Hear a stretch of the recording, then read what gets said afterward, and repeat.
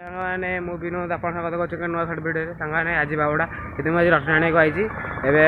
ଗଲେଣି ସାଙ୍ଗମାନେ ଆଗରେ ଆସନ୍ତି ଏବେ ମୁଁ ଟିକେ ଭିଡ଼ିଓ କରିବାକୁ ଯାଉଛି ତ ଦେଖିବା ବାଟରେ କଲି ଆଉ ଚାଲ ସାଙ୍ଗମାନେ ମୁଁ ଏବେ ଆସିଛି ପହଞ୍ଚିଲିଣି ଏଠିକି ଆମର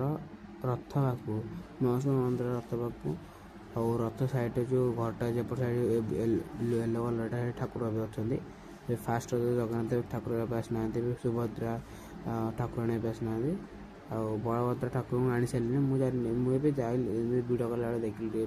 ଆଣି ଦେଇଛନ୍ତି ଆଉ ଭିଡ଼ିଓ କରି ଦେଉନାହାନ୍ତି ମାନେ ଭିତରକୁ ମନ୍ଦିର ଭିତରେ ଭିଡ଼ିଓ କରି ଦେଉନାହାନ୍ତି ଟିକେ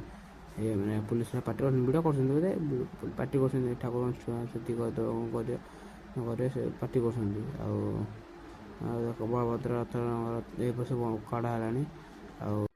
ସେମାନେ ଏବେ ସୁଭଦ୍ରାଙ୍କୁ ଆଣୁଛନ୍ତି ଆଉ ସୁଭଦ୍ରା ନେବା ଟିକେ ଗହଳି ଦେଲା ମାନେ କଷ୍ଟ କରୁଛି ଆଉ ଭିଡ଼ିଓ କରିବାକୁ ଅନେଇଲେ ଲାଷ୍ଟ ତାପରେ ଦେଖେଇ ହେଲା ପରେ ଫୋନ୍ଟା ପଡ଼ି ଉପର ଟେମ୍ପର ଗ୍ଲାସ୍ଟା ଭାଙ୍ଗି ଯାଇଛି ସରିଲା ଏବେ ଟେମ୍ପର ଗ୍ଲାସ୍ଟା ବାହାର କରି ଡିସପ୍ଲେ ଭିଡ଼ିଓ କରୁଛି ଟିକେ ଆଉ ଭିଡ଼ିଓ ଟିକେ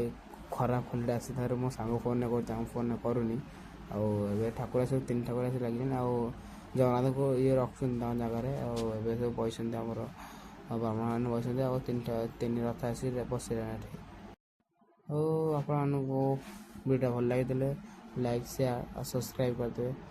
ଆଉ କ'ଣ ଭିଡ଼ିଓଟା କ'ଣ ଭୁଲ ଅଛି ନ କରୁଛି ଆପଣମାନେ କମେଣ୍ଟ ବକ୍ସରେ କମେଣ୍ଟ କରିଦେବେ ପ୍ଲିଜ୍ ଥ୍ୟାଙ୍କ ୟୁ ଦେଖା ହବ ଆଗରେ ନୂଆ ଭିଡ଼ିଓରେ।